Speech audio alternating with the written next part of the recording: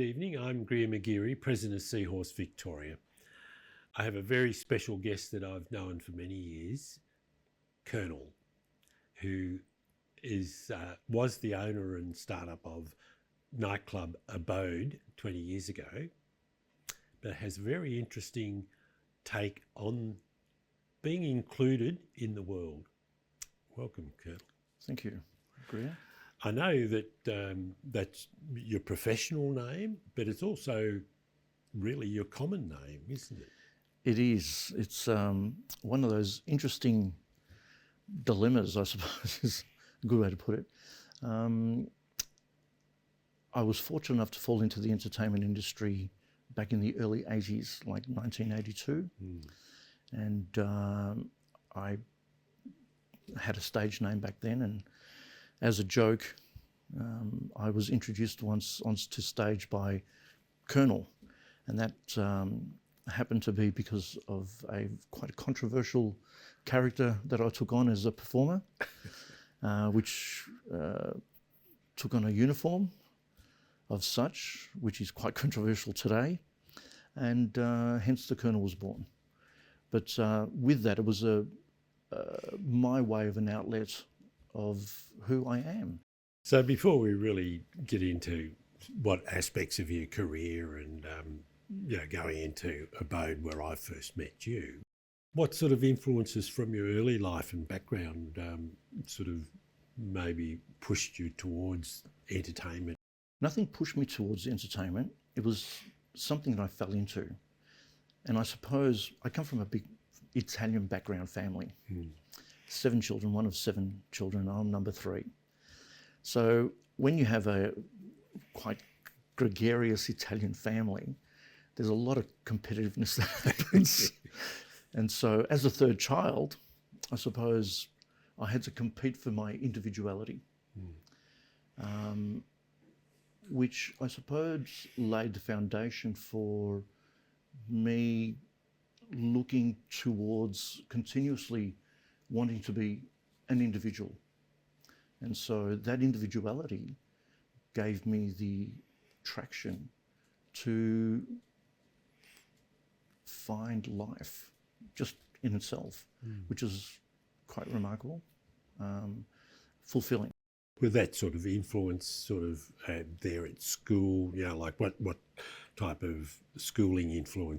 Schooling influence didn't have any effect on me because I was born into a family that was in business. So Dad wasn't actually working for someone, he worked for himself. And he was predominantly into real estate at that time. And I ended up going to 5 primary schools.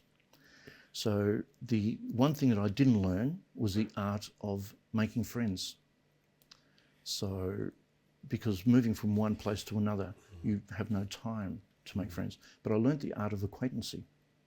So as I sort of went on, that's the thing that allowed me the social interaction with people, because I had to make do in a short period of time, not knowing when I was going to move on.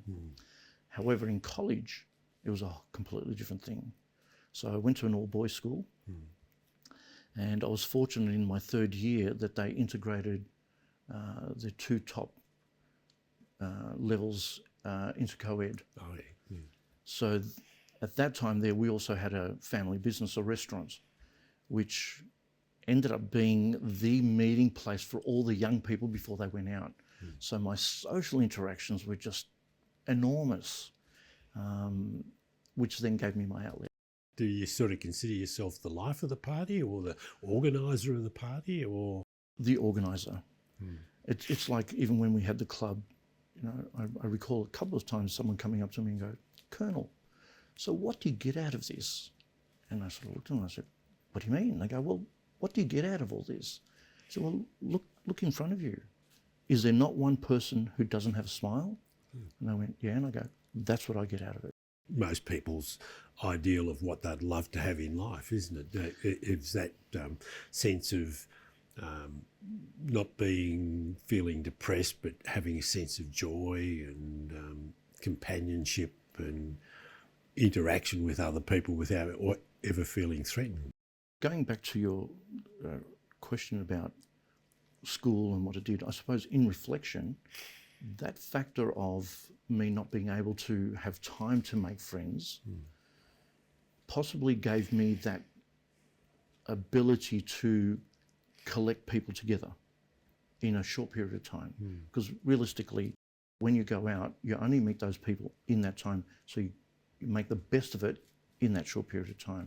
It's just teaching yourself, aren't you, to interact with people on a level that engages them and makes them feel comfortable with you. Coming from a big family, I had both. I had to do both. So I was competitive at home because you compete for your parents, you compete for a whole lot of things. And at school, I had to try and compete for friendship, which subconsciously knowing it wasn't going to happen. So that was acquaintancy. Particularly in my year, when I was 5 years old, I spent a lot of time in hospital with a measles-related lung problem. And so that first stage of primary school, I was not really there. I was sort of in hospital up in Sydney, and then I was back to where I lived, and then I was down to Melbourne and living in hospital beds and, in with toddlers when I was 5 years old, feeling like the giant in the room. So I became, I suppose, in a sense, reserved, and in some ways, as you've described, learning to make acquaintances and the deep friendships of few and far between. So you sort of finish up school and you get into, where you're working in the family business. Working in the family business, as I said, we had a restaurant. The restaurant sat 300 people, so it was not small. And we were all young, and it was a really interesting time, the early 70s. Very interesting. So our restaurant became the area that I was living in. There were a lot of young people, and myself and my two older brothers and my sister at that time were social people, and our restaurant became the social place for the older kids, or the ones that had cars, to come and meet before going out. And so we got a lot of social interaction that way. The great thing about that was interacting with so many different kinds of characters and people. And the area that we grew up in the 70s was a little harsh. And, through some interesting things, life learning things, which purely strengthens your character. So that character strengthening is something that I just carried on. So that sort of early school of you got this small opportunity to engage with somebody and get to sort of, in a sense, know them is very applicable in a restaurant situation, because you've got strangers coming in, you've got to interact, and of course with any business, repeat business is the thing that makes it work. So you've got to have that skill to make them feel welcome all the time. Continuously. And it's something that our parents taught us. So our parents were very social people. So, and non-discriminative. They were accepting of anybody. Our home was always an open door. So that's the sort of thing that it entrenched in me as a child. Did you have any sort of concept of a plan, as they say, to what am I going to do in a few years' time, sort of thing? Well, my parents had aspirations for me, which I suppose never eventuated. I started learning in college. I started learning accountancy, which then I found a little fastidious. But what started to interest me was the law that was behind it. So I started learning that. That I found not just interesting, but fascinating, how the law is not black and white. It's multiple colours. So it's the best argument that wins it. So that, coupled with my social ability, allowed me to work towards that. Then I started to look at it and go, all right, so what am I going to do when I finish college? Go to university, become a lawyer. And I went, yeah, I can't do that. I can't do 4 or 5 years of more of school. I just can't do it. Yeah. And I went to work in state and family business instead, which was fine. Then at the age of 20, I moved out of home, and that was another life learning. And so it became survival. How do you survive outside of that family unit? And, you know, I was fortunate enough with everything that life had already thrown at me that, you know, I found my way, I found my feet, and here I am today. What was the point at which you fell into your career, as you say? Oh, that's a very interesting one, that one. I took on a job I was offered a position as a salesperson for a company that started or that was doing time sharing. And I went to sell or to sign the contracts for someone who purchased a timeshare package. And when I asked them what they did for a living, because they were taking out a loan, personal loan to purchase the timeshares, they went, well, we don't know how to tell you this. And I went, well, what do you mean? And the gentleman said, well, I think we better show you. I went, okay. So I trudge off, come to a door, he opens the door and I look inside and I went, oh, okay. Let's just put self-employed. The room was full of adult products. Yeah. And so they were the people that first introduced adult party plan to Australia. Oh, yeah. So they saw that I wasn't shocked by it, but interested in it. And I said, okay, well, tell me more about it. So they started telling me about it, and they were having problems selling because people weren't open to it just yet. And at that time, they were doing only country areas like Maui, Leongatha, country towns. And with my sales knowledge, I restructured how they present it. And their sales went from $200 to $300 to $2,000 to $3,000, purely by just rearranging how they presented it. And so rather than selling vibrators, they sold a massage kit. Because back then that's how it came. It was as a massage kit. And so that was their biggest seller.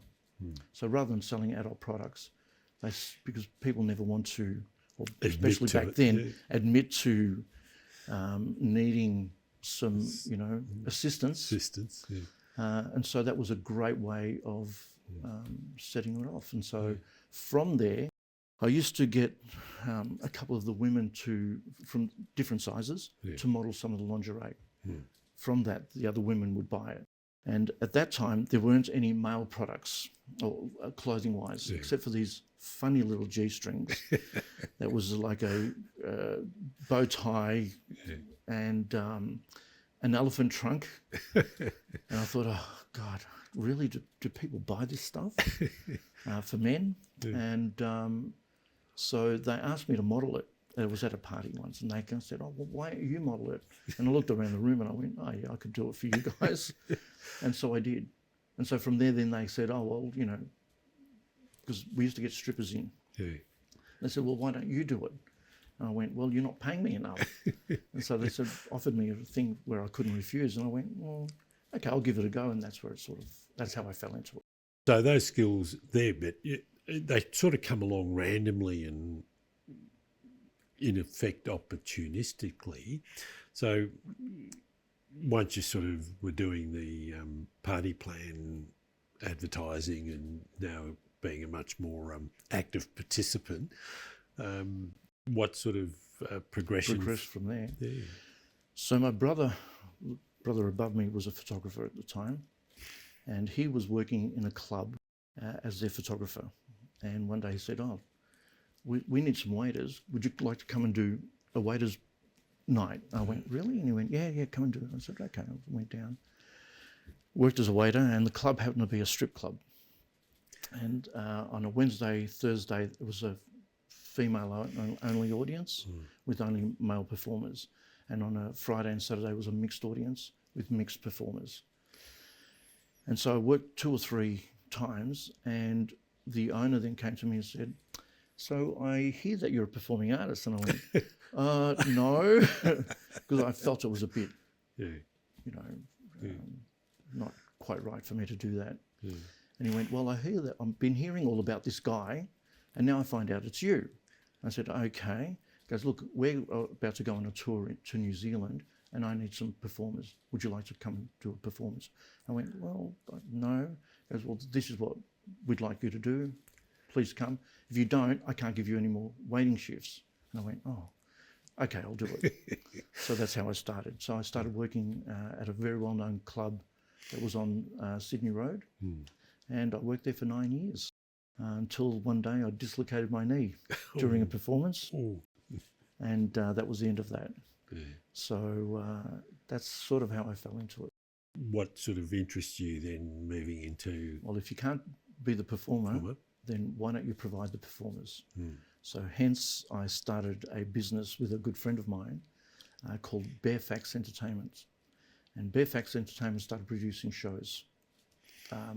Not strip shows, but alternative shows. And one of the first main gigs that we got was for a big event called Red Raw.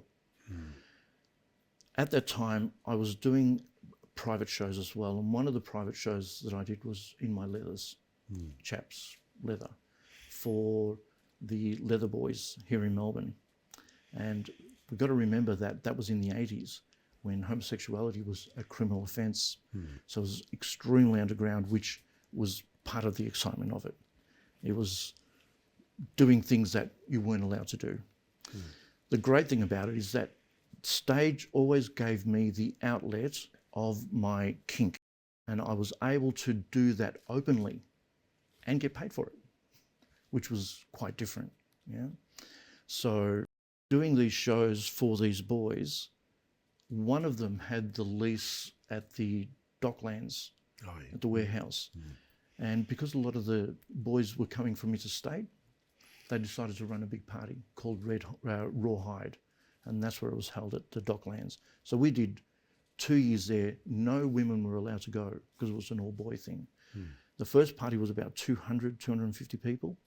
The second one was 500. The third one already reached 1,000. And at that point there, they decided to open it up because the whole gay community started changing back then. It started becoming more open, and there was a push back against the criminality of it. So that was really exciting times. Not only that, that was also the 80s was when women found their sexual liberation again.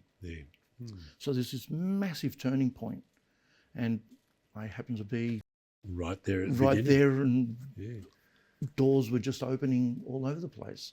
So that was just an amazing time, absolutely amazing time. And that sort of touches upon a lot of the interviews and conversations I have is about that inclusion, and you touched on there, right? You've had this series of events that are all male only, and then you get to a point and you say, well, it's got to be open and including others. With my parents, they've always been inclusive. And so that was something that was already instilled in me. And for me, inclusion is one of those things that should be a natural thing to happen. For some reason, we as people keep looking at, we divide people into their sexuality, their work, their social life, their domestic life. Why do we do that? Knowingly that we're not going to be a part of it. So we judge them on those things. Why do we judge them on those things? We shouldn't be. We should just be looking at them as people, whoever they are. If I'm attracted to somebody, then that's what I'm attracted to. Then it can either go because I'm attracted to them because of their personality, or I'm attracted to them because of their physicality, or I'm attracted to them for their sexuality. But if I'm not attracted to their sexuality, why can't I just concentrate and enjoy every other aspect of them? The big thing about inclusion, a friend of mine over time I've spoken to about the difference between integration and inclusion. Integration is like putting a square peg into a round hole. Yes. And Forcing something. Forcing something to happen. Now, you've developed all these skills through your life, and we get to 20 years ago. We get to 25 years ago. 25 years ago. So 25 years ago. So with the Colonel, and I was very much into my leather then, extremely into my leather. I was taken on as a personality for a expo that travelled around Australia. I did 4 expos in Australia called Sexpo. And there I did demonstrations. I was fortunate enough to be in Perth, and I crossed paths with my current partner. Interesting place to meet a person. Yeah. Never thought I would do that. And because we only laid eyes on each other the first day, and it wasn't until the second day that she came back and her friend introduced me to her. And we just clicked. It was just, we have a very similar view on life, and that is one of the things is inclusion. How we just include people into who we are and what we do. And so that's where the journey of where we are today again really culminated and came together. That was the glue. And that perfectly matches what you were saying only a few sentences earlier. So you end up in Melbourne, back in Melbourne. Well, so we actually didn't start dating for almost a year later, because we met in '99, and I was going up to Sydney to do another expo, and Tracy, who happened to be my partner, Tracy, happened to be in Sydney. She was one of the managers, the facility managers for the Olympics. And so knowing that she was staying up there, I rang her up and said, look, I'm coming up for longer than I normally would. You've got a spare room. Would you mind if I come and stay in your spare room? She went, yep, not a problem. Picked me up. That was it. Life throws some amazing things at you, and Tracy's been one of those. So the development of the idea of Abode, where did that spring from? It's an idea that I had while I was travelling overseas. So I did a 4.5-year round 42 countries from 1990 to 1994. And I was fortunate enough to go to some pretty interesting clubs. People would naturally gravitate to me for whatever reason. I was alternative looking, and would take me to some incredible underground spaces. That opened my eyes to a lot of things as well, to go, all right, with all the things that I do, why don't I bring it all into one place? So when I came back to Melbourne, I started running events. Because through the queer community, I got to know quite a lot of queer alternative people. And there was nowhere to go back then. There was only one main club in Paran called Freakazoid. And so we used to go there, and that's where all the freaky people used to go, which was great. However, for me, they weren't overly freaky. They were just regular sort of people, because the people I knew, now they were freaky. And so I thought, when I used to go to other clubs, I used to go into the VIP room, and the VIP rooms were so boring. There was, a wannabe gangster in the corner with a couple of women. There were just people hanging around. It was quiet, nothing really interesting happening. And you would always think that the VIP room is, bustling with some interesting things, but it's not. They're just not. And so I spoke to one of the owners who knew what I was doing, and he said, look, why don't you bring a group of people here? And I said, all right, well, we'll do it this way. Why don't we create sort of like a social environment where we give them VIP entry, we give them exclusivity. They went, right, that'd be a great idea. Can you do that? I said, absolutely. So the first time we did something, we did for 20 people, and it was brilliant. because it exposed the regular people to the underbelly of Melbourne. Yeah. And so it then just grew from there and grew to a point. I was running an event called Inner Sanctum, and that's where my partner helped me. So we were running that, and that was brilliant. But with Sexpo, I was also doing their after parties. And so I decided to do quite a big one. I approached 5 of the local businesses here in Melbourne who were already doing alternative products, clothing and all products. And I said, well, I'm going to do this event. How would you like to come and be a part of it? I know I can get 200 people there. And if all 5 of you put another 50 people in, that's going to make for a really good party. Well, 700 people later, it was an absolute huge event. People came from everywhere. And so Tracy helped me on that. And we sat back and went, okay, we've got to do something about this. This is the direction that we need to go, because it was part of her thought process as well to maybe one day have a bar or a club. And so everything about us melded together. There was a constant similarity.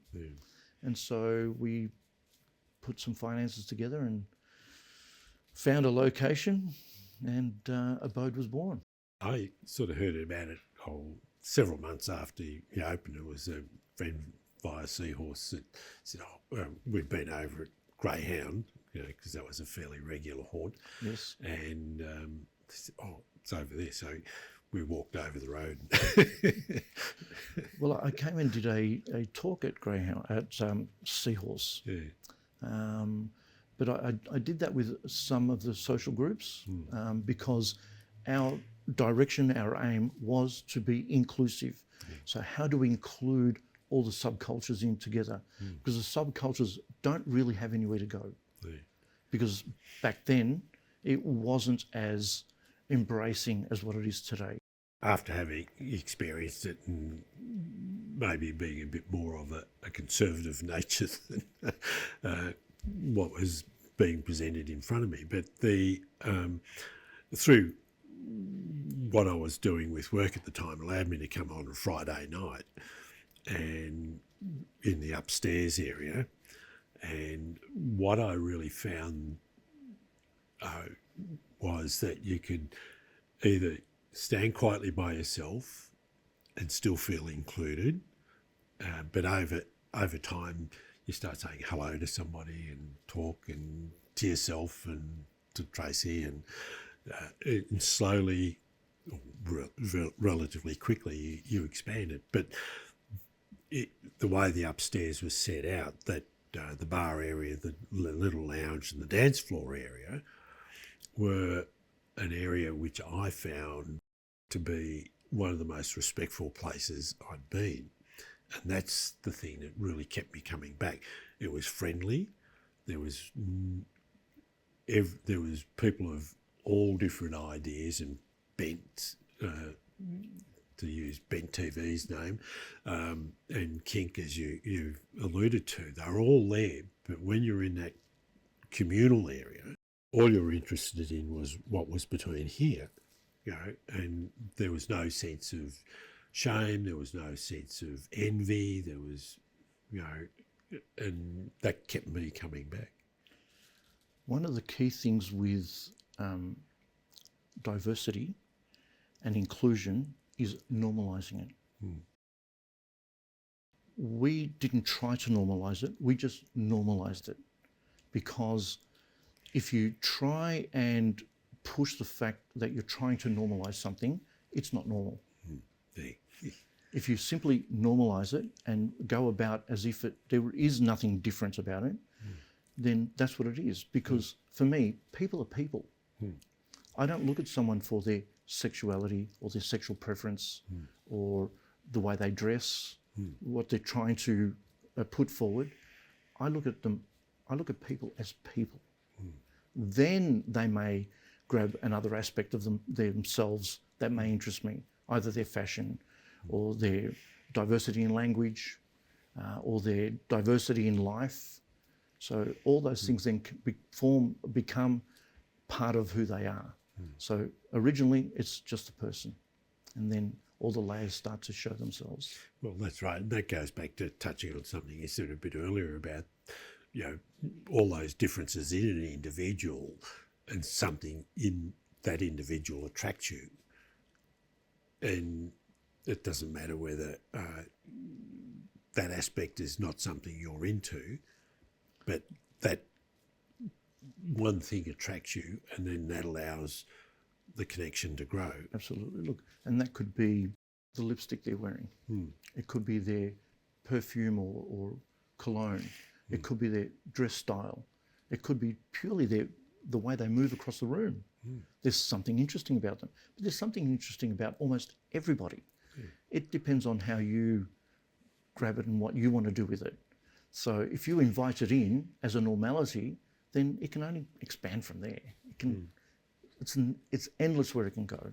Absolutely endless. From an abode point of view, unfortunately, like all businesses, there comes a point where it has to end. From my point of view, and having known you for 20 years, is the continued friendship of many of the people who attended, regardless of what backgrounds they come from. Because at the end of the day, we were all people in one space, and we all had and have and continue to have our uniqueness. So irrespective of how that is, the one common factor that everybody has is respect. That was the glue that kept everyone where they were and gave them their individuality, because respect is the fundamental essence of where we all come from, isn't it? I found the reason I love going to Abode was that respect. On that very positive note, thank you for joining me in a conversation. It's been an absolute pleasure. Absolute pleasure. Thank you for the opportunity. I'm Greer Mageary. My guest has been Colonel, a well-known and well-respected person. Thank you for watching Ben TV.